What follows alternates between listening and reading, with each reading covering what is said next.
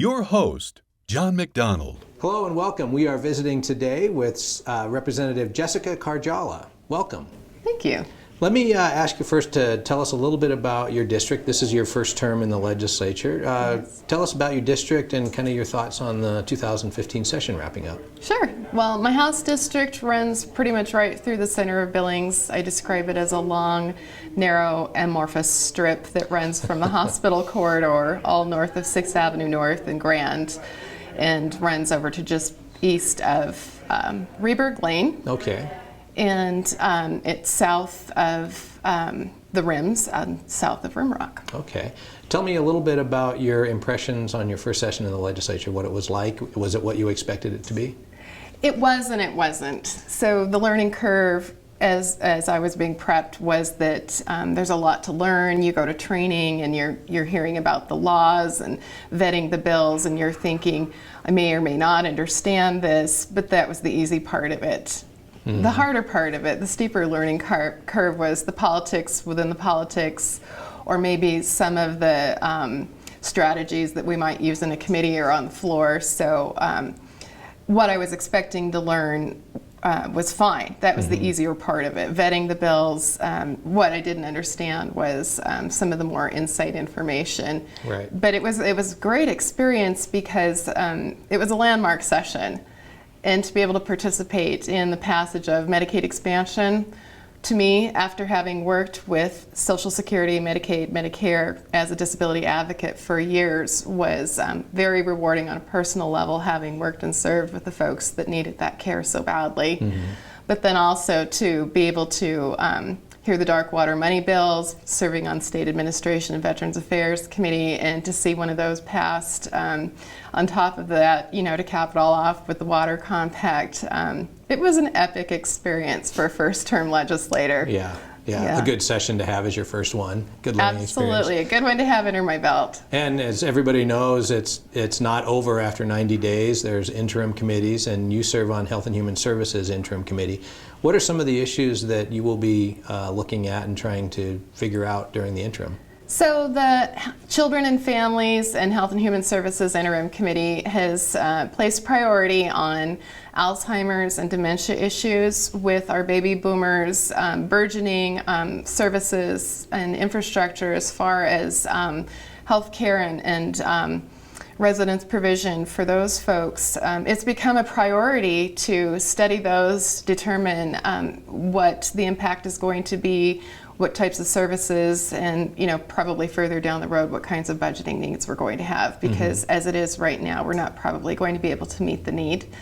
And then we're also placing a priority on children's services and children's mental health issues, which, as you know, Montana is number one in an area we don't want to be number one in, which is suicide for children and teens. And so children's mental health is also another priority issue for the interim Children, Families, Health and Human Services Committee. We're also serving as a backup for the Medicaid Expansion Committee, and we're also serving as a backup for the Montana Developmental Center Committee.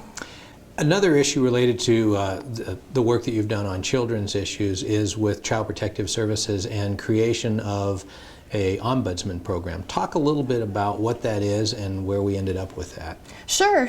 That continues to be a very controversial, very heated and passionate issue around the state, and you will still see letters to the editor calling for reform of the department.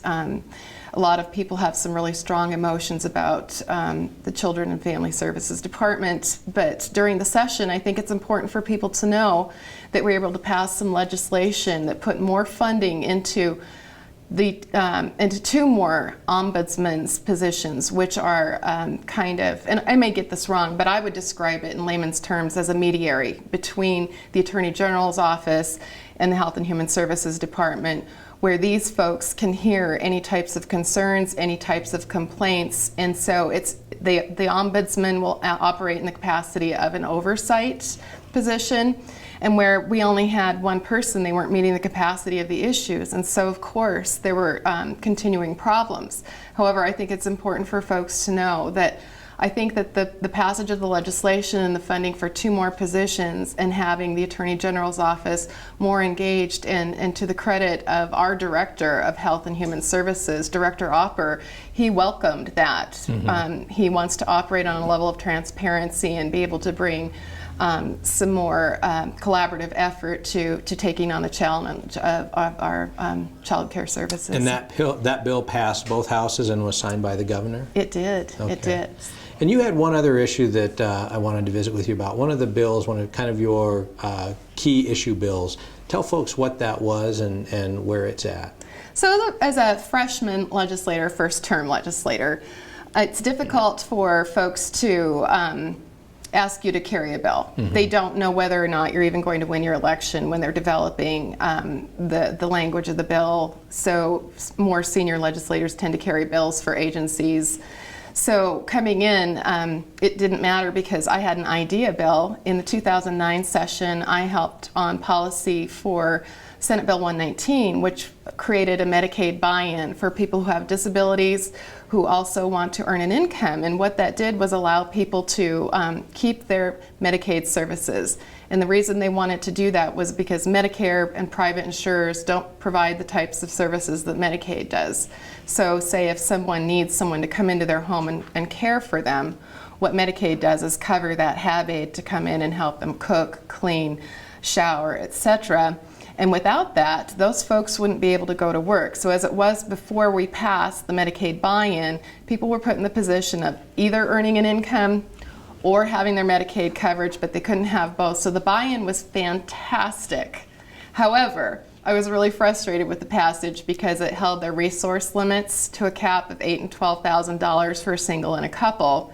And I was really frustrated with that. I was also frustrated with the fact that should they have to take a leave of absence from employment that went beyond vacation or family medical leave or family leave, they would not be able to continue their buy-in. When I presented the bill in committee, I was stunned to find that the chairman of the Health and Human Services Committee, whom I did not think would be in support of my bill, let alone an advocate, actually asked to have the resource limits doubled from where I was asking them. So we were able to get a much larger resource limit than what we were asking for, and to be able to continue the ability for folks to buy into the program.